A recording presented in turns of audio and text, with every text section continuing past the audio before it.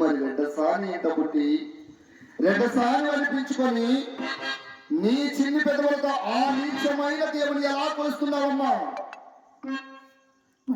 1 2 3 అన్నారు పెద్దల శాస్త్రం. నా చెల్లెల కూతురివి, నా మేనకోటలవి, నా రక్త సంబంధం కనుక నీకు పదే పదే హెచ్చరిస్తున్నాను. అర్థమైందా?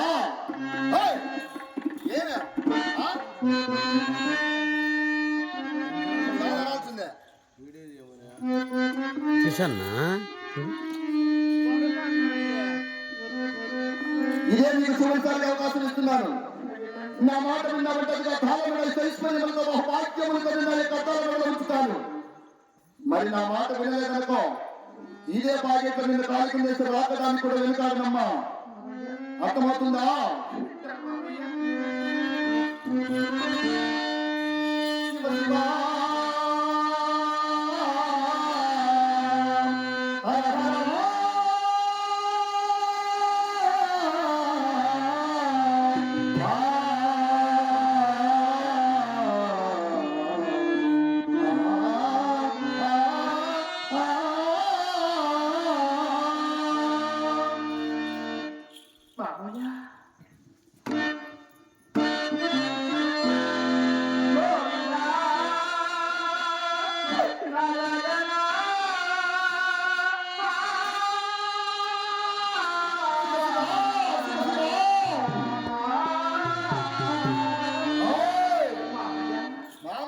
నేను పెట్టిన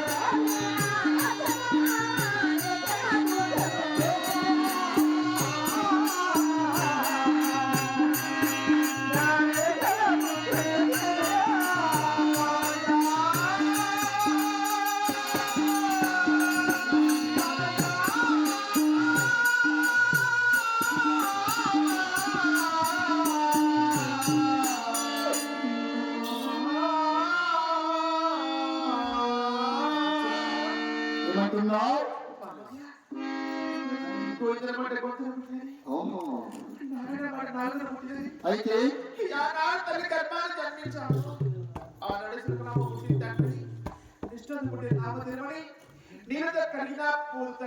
ఎంత మాత్రమైన గోవింద వాక్యం కొత్తగా పెట్టిన నిష్ఠతో పెట్టిన నామత్రమైన నీళ్ళతో కడిగిన పోదు మామయ్య అంటున్నావు.